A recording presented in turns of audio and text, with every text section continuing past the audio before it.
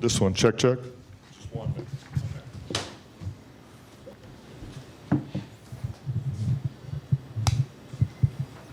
Coach, what do you say to the guys in there? I was proud of their effort. I think, this has been a difficult year for us for a bunch of different reasons. And, they never found a time to fold on each other. All they did was figure out ways to compete. When you have as many injuries as we had throughout the season, we had guys going through personal things, and somehow, some way, we found a home court spot going into the playoffs. A lot of people can't say that they were able to accomplish that. So I give our guys a ton of credit for fighting through, adversity, doing it together, putting themselves in this position they're in tonight. And one thing you can't say about this team is that they didn't go down fighting tonight. How much is that something you can be at peace with? Yeah, they gave it everything they had. They understood the moment, the amount of minutes they were going to have to play. And they left it all out there. We just got beat by a team that had to play really well. And they had guys step up, make huge plays, make big shots for them. But I thought our guys did a heck of a job competing. Hey, JB. What's up? You mentioned that it's been a tough year for a number of reasons. For you personally, especially with the effort the last couple games, these close games, is there a statement that you've made about your place with this franchise, and is it something that you'd like to continue to do? Would I like to continue? As Cavs coach? Yeah, I think, we've continued to build this thing the right way. Every single year we've improved, continued to get better, play in, playoffs, win around. Players have gotten better. Guys have had great years. This is definitely a place I want to be. To that point, JB, obviously one of the things that's sort of been around the team, I guess maybe from the outside looking in, is Donovan's future going forward. What do you think the way you guys have gone through the year, winning around, obviously the fight you put up last couple of games without him shows about what you guys can do going forward, assuming he's still around? We've got a good team. We've got good individual players. We've got high character players, that are concerned about winning. And, anytime you have that, you're going to give yourself an opportunity. I would love to see, what we look like when we're whole, for an entire season, and put pressure we can put on the league from that standpoint. But we've got a good basketball team of guys who want to win and guys who want to get better. And to that point, obviously, you guys did compete extremely hard the past couple games while down a bunch of guys. How much of you thinks about what could have been if you were able to see what you would have had if you'd had all these guys available over the past couple of days? Yeah, obviously, you would love to be that way, and the teams that typically are healthy are the teams that end up having the most success, especially in the postseason. So you think about it, obviously, but again, I can't take away from what the guys that were able to go did. I thought those guys did an unbelievable job of competing at a high level and showing all of us how much it mattered.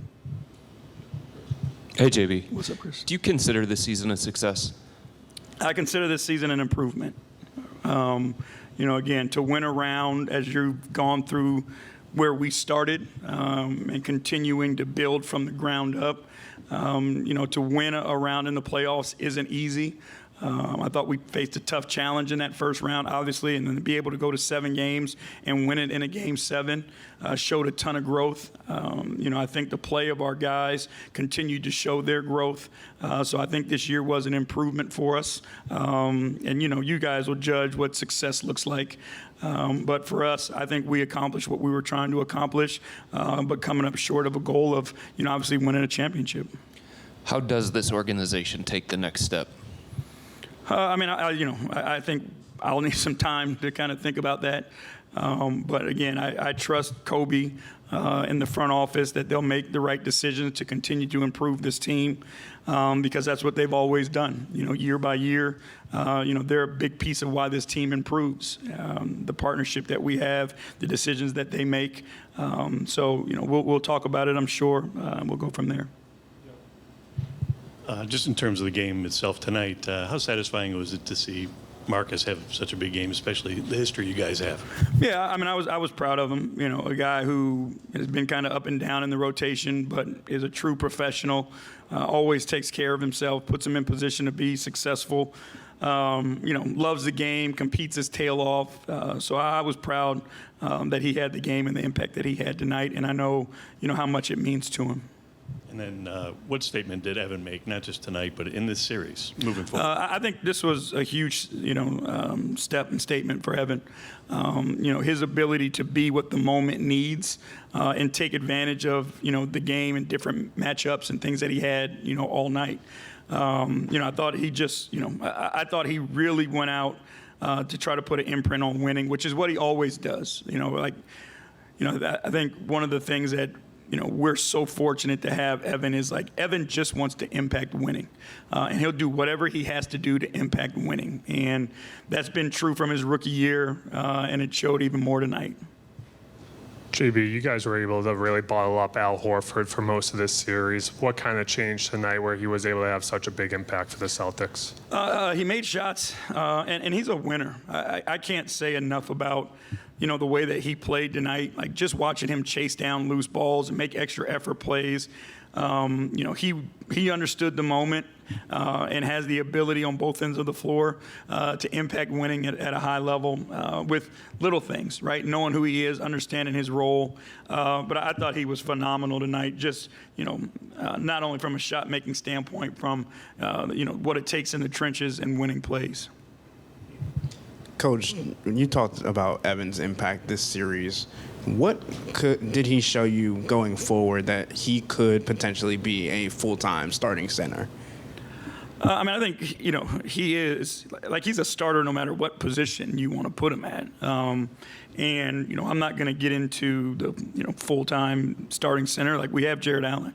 And, you know, we love Jared Allen and what he does for this team and the combination of those two guys together. So, you know, Evan just continued to show that he's a heck of a basketball player and that he's a winner.